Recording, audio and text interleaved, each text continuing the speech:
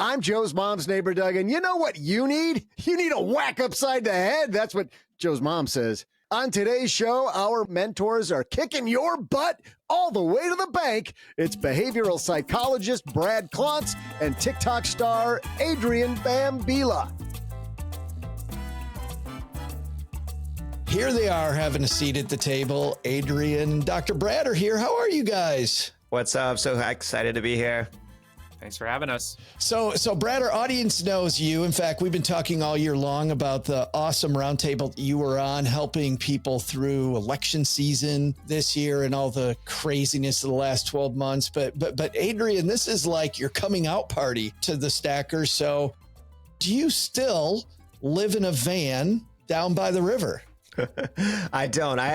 Right now, I moved 3 years ago in Austin. I lived in a van for a year during the pandemic. I have air conditioning now. It's really great. I have a dishwasher, which is awesome. But all jokes aside, living in a van was quite a beautiful lifestyle, actually. And it was actually more stuff than what I was used to, because the previous 2 years, my wife and I, we were nomads across Europe. We lived in Dublin, Ireland. And so the van was actually more stuff than what we were used to. But now I'm not on the extreme side of fire movement, living in a van and saving 95% of my income. Now I live in an awesome place in Austin. And actually, I'm spending a lot of money right now. I just spent $40,000 on a pickleball court at my house. And I don't know if you play, but come on over. Let's Dr. Brad plays. That's we like love bonding over that. But yeah, it was a great lifestyle. I recommend it. You're in the van to shower, to sleep, to cook, and then essentially everywhere you drive is your backyard. So it was pretty cool. It's so funny because I love following just on your TikTok channel, just all of your travels and the stuff that you do. The recent Kyoto videos that you've had are awesome. My daughter lived in Japan for a while. I lived in a 3-room apartment for a little while after living for a long time in a fairly large house. We sold our house much quicker than we thought that we would. We didn't know if it would sell quickly. We couldn't move for another 7 months. So for 7 months, we lived in this 3-room apartment over a buddy of mine's dad's garage. And it was funny, Adrian, what it taught me. I mean, I got to believe that living in a van and being a nomad taught you a ton about stuff. Yeah, I do have a house and cars and stuff, but I still feel like I'm now more of like an intentionalist versus just a blind consumer. And I do feel still that the more stuff you own, the more it owns you. I see people that have in the entrepreneur crowd here in Austin, they got really nice cars and stuff. And one guy in particular parked his car and then like did a walk around, and then it did like a few like looks back to make sure. I don't know if it didn't go anywhere. Someone was going to just pop a tire. And to me, I think of that as examples like, yes, you do have a beautiful car, but you think you own that car owns you, if that is how much of attention, because normal people, they just go, they park and they walk to their place. So I do still feel like I have that mindset. And also I think when we come from nothing, I came from nothing, and from my family that immigrated here from Mexico, like it's hard to then make this switch of like getting out of survival mode. And so by living small like you did and living in the van, I think what's the worst case to happen? If I lost everything, if something did happen catastrophic out of my control, and I actually had to go back in a van by choice, now that I lived it, I could say, you know what? That was actually kind of beautiful. I don't know why I'm so fearful of not having stuff, because actually when I did not have stuff, I learned it was actually a beautiful life. That's awesome. It reminds me of that Walt Disney story where they're getting ready to open Disneyland. Have you guys heard the story? Brad, have you heard the story? Mm-hmm. So they're getting ready to open Disneyland, and he's in a golf cart with the chief engineer. And, you know, Disney couldn't afford to pay most of his people. He gets this deal with ABC, so they help fund it. He gets his deal with all these sponsors. They help fund it. He gets the deal with the engineering company, and, you know, everything's behind schedule to open Disneyland. The engineer's freaking out. And the guy goes, this is horrible. What if like nobody comes? What if it sucks? What if it's bad? Walt looks at him, Adrian, to your point, and goes, what's the worst that could happen? We'll go bankrupt. I've been bankrupt 4 times. I think he said 4 times he'd been bankrupt. He's like, I've been bankrupt 4 times. It's not that bad. We're going to be okay. So to your point, yeah, you guys really, with these harsh truths you're talking about, Brad, because really that is a harsh truth, right? We could go bankrupt. Like things could go bad, but these harsh truths you had, really, Brad, it's not so much about, I don't know. I guess it is so much about harsh truths, but it really is embracing the reality that you own it. Yeah. And so I've written other books that have more of a therapist sort of feel and tone, more of a loving, gentle, I care about your feelings. And I do care about your feelings, Joe. So feel free to Thank you. call me and have a good cry or complain about things.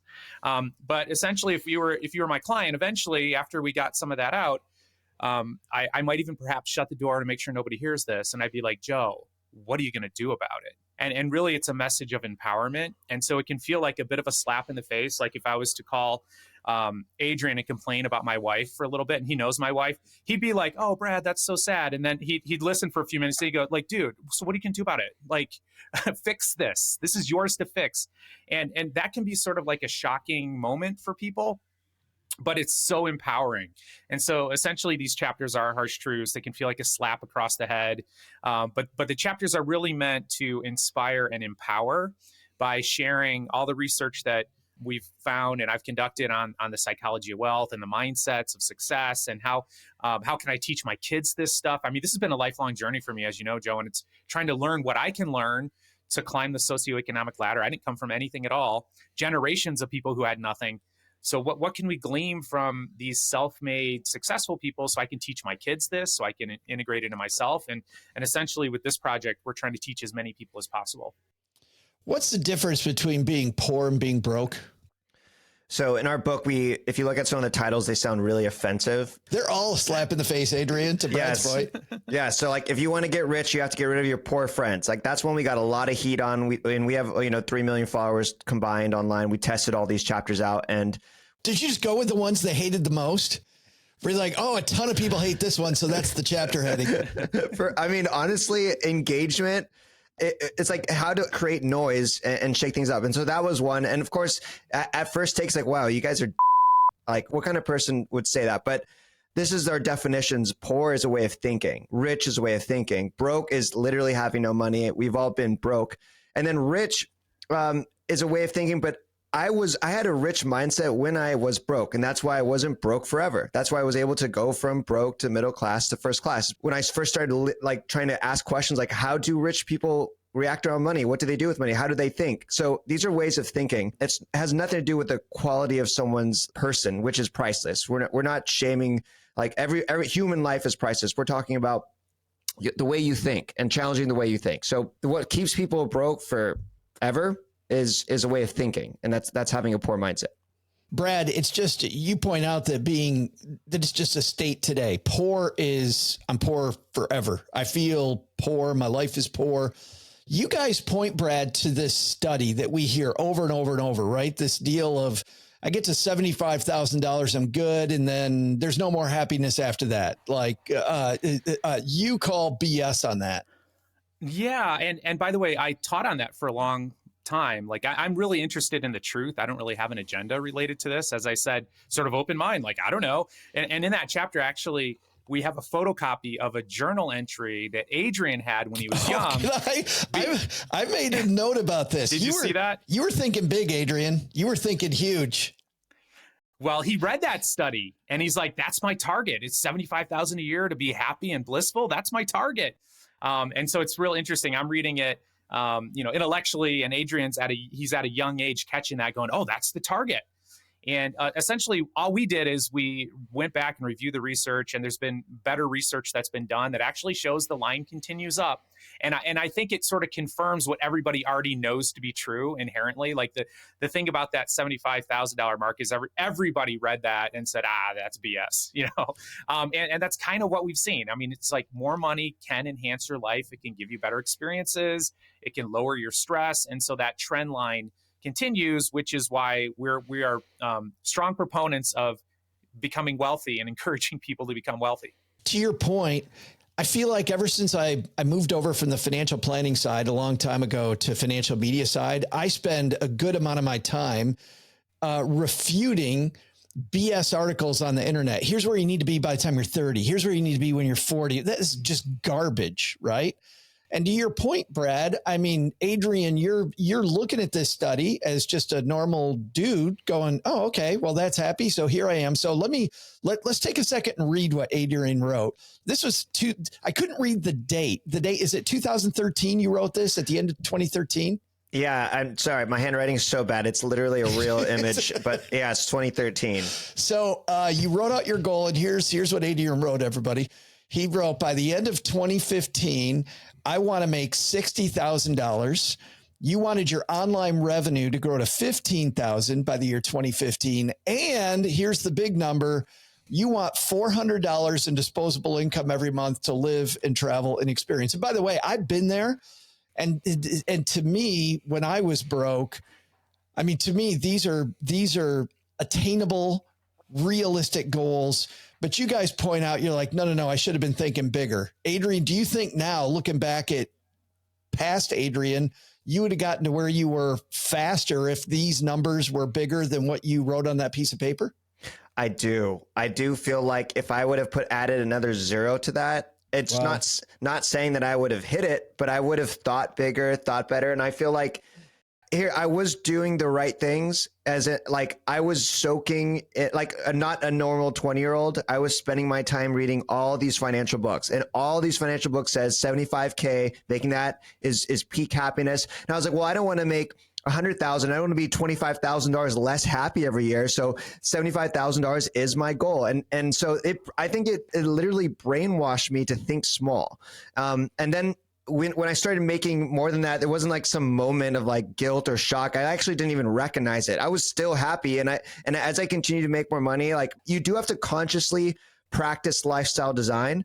When you make more money, you have more options and choices. And so I think also it could create like softness or addiction, because you always want to consume and get lost. Like in Austin, Texas, in the entrepreneur community, psychedelics and drugs are actually very prevalent here. I just went to an event last week. I walked into a room with very successful people, and then I stepped in the room and everyone's talking about drugs. One guy sold a company for like 100 million. Another person I know, he does like 30 million a year. And the other person I don't know, but I just know he's successful. And so like they have so much money, and now like where can they get their abundance and joy from? They have to take drugs to like existential stuff. So it's like, to me, these are signs of like the problems of success. But I feel like if you, when you take on money, you start earning more, it's not that it's easier. You just have more options, and it's still up to you to decide how you want to live your life. But now you can live in a world without money constraints. Now, I think that's a blessing. I think our assumption why we created our book, Start Thinking Rich, is that we assume everyone wants to have financial freedom. But sometimes that freedom, when you get there, you're like, oh my gosh, I have all my time now to myself.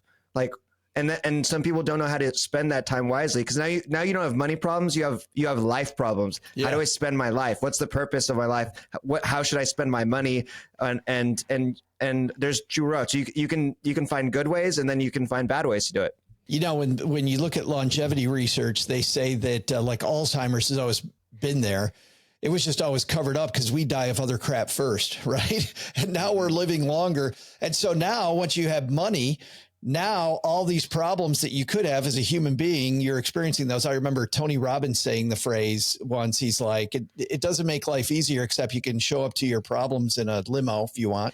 Like, that's awesome. That's fabulous. Your second harsh reality, you write, only poor people think the system is rigged. And even Brad, I look at that title and I'm like, well, as a guy that started off in poor West Michigan, and you're a poor Michiganian like I am, Brad, starting out, I'm like, well, we kind of all have different starting lines. So you're poking the bear there, Brad.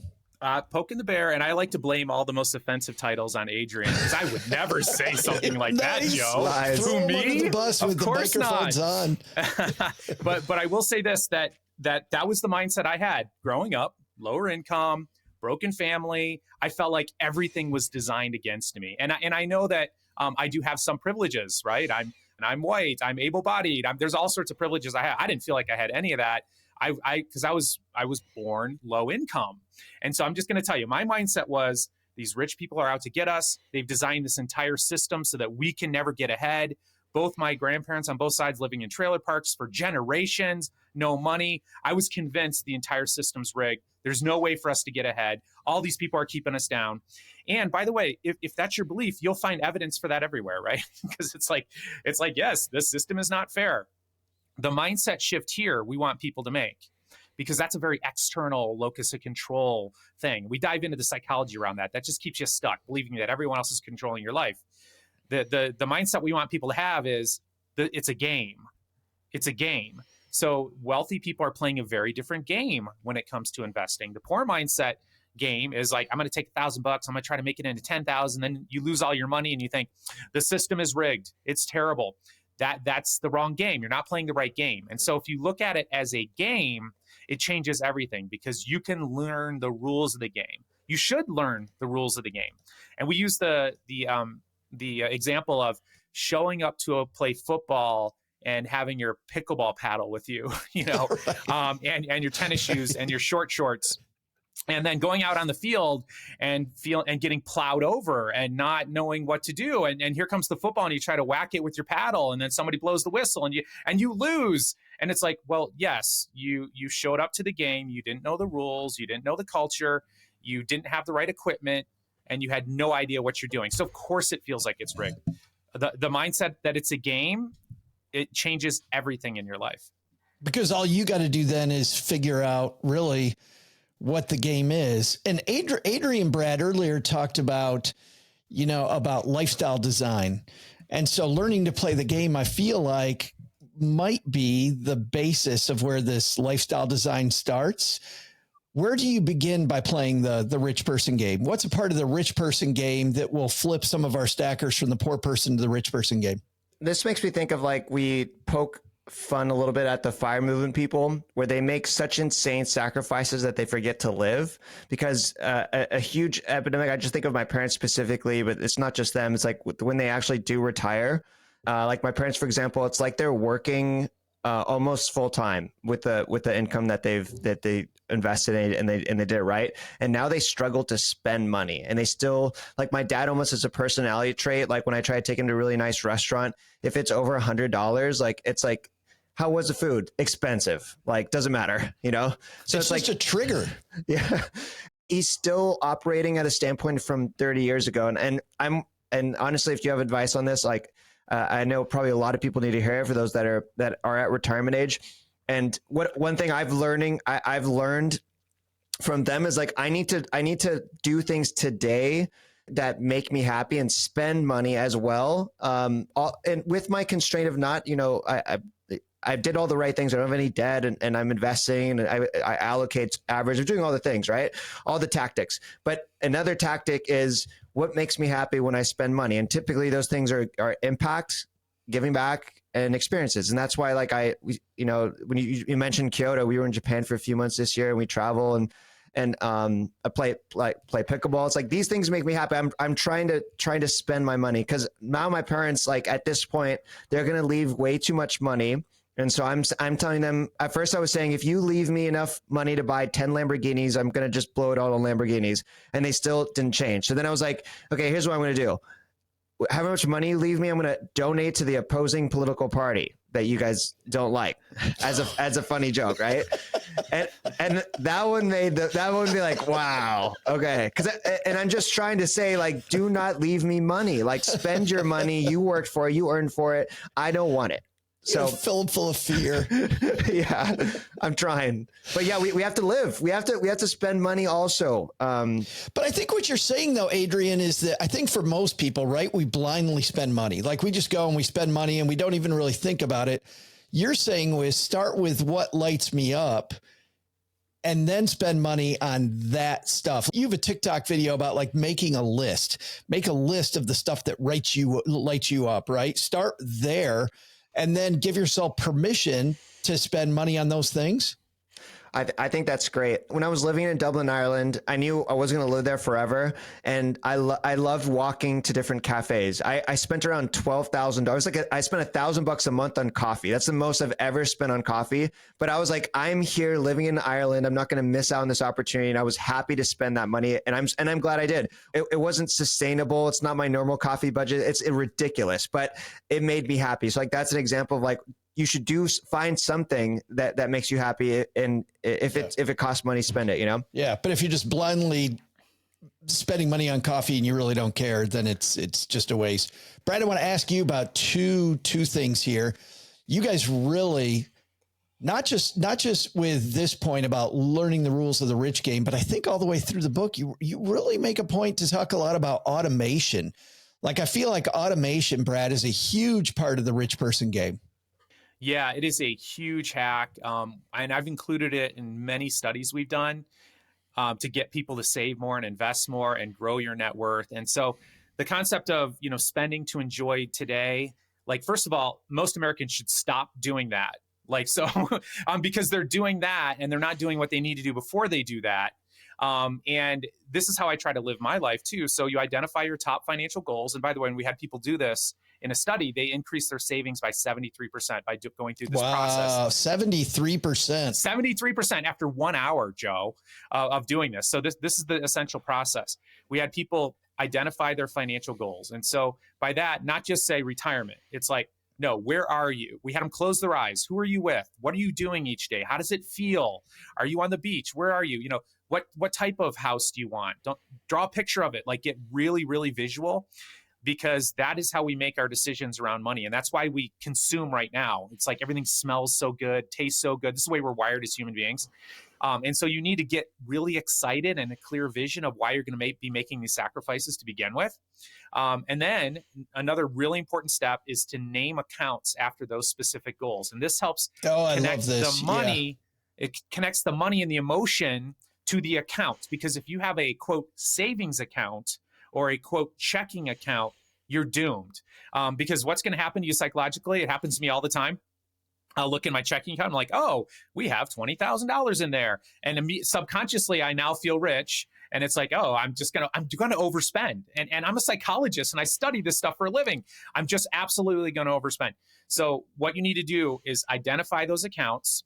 And then, and here's the key. And by the way, your gym membership does this to you. And everyone can relate. Like, you get all excited about this vision of your body. You want to, get into the gym and work out. So they're smart. They automate your movement from your checking account into their checking account.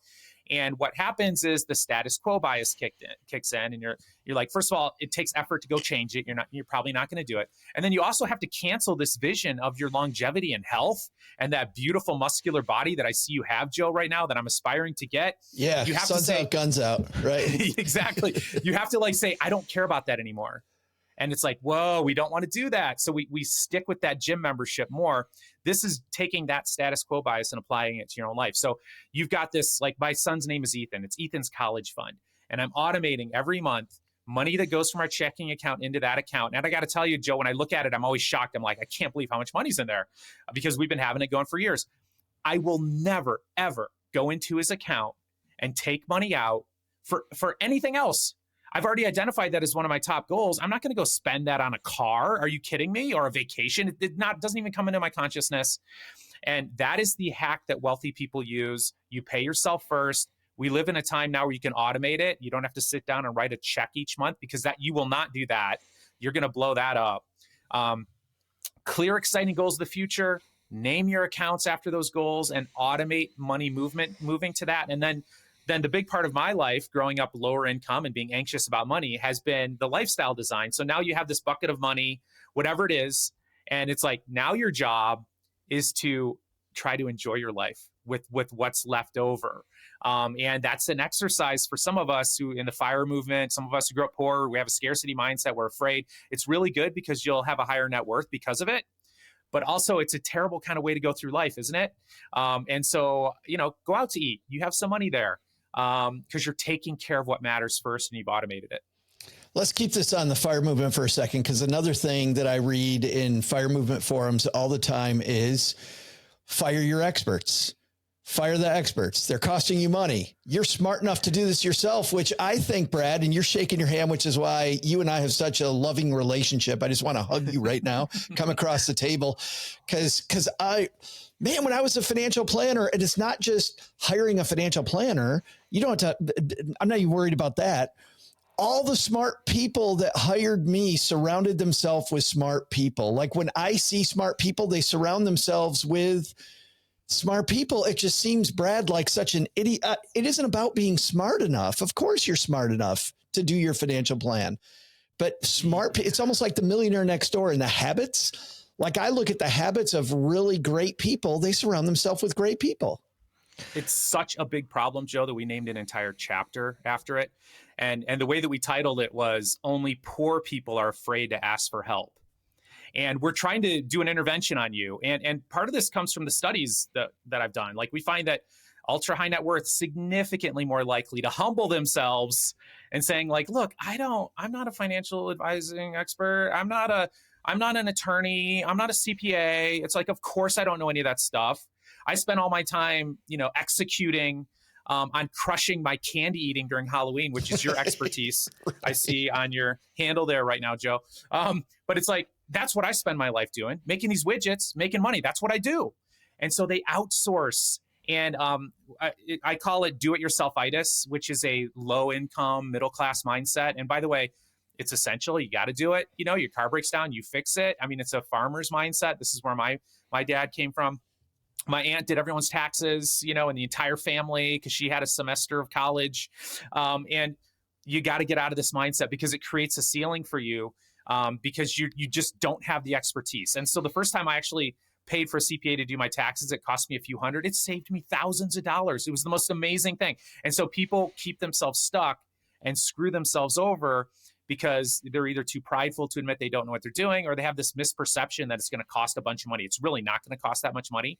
You don't have to have these people as staff. You can just actually pay for an hour of their time until you can hire them in a more formal way later. But ask for help. That's what wealthy people do, and it'll help you get there a lot faster.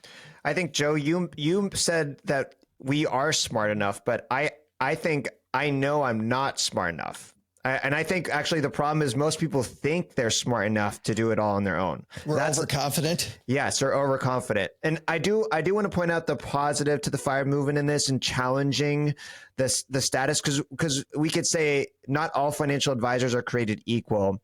And Google searching what is a fiduciary and what's the actual just salesman selling you proprietary funds that have high end, those things do exist. But so it's a level of getting diligent enough to know who you're working with and trusting them that they're actually doing a good job. You don't just want to blindly outsource as well. And I think that's the positive thing. But then also the FIRE movement tends to take everything to the extreme. So don't ever ask for help. Do it all your own. You don't need anyone. And that's terrible advice.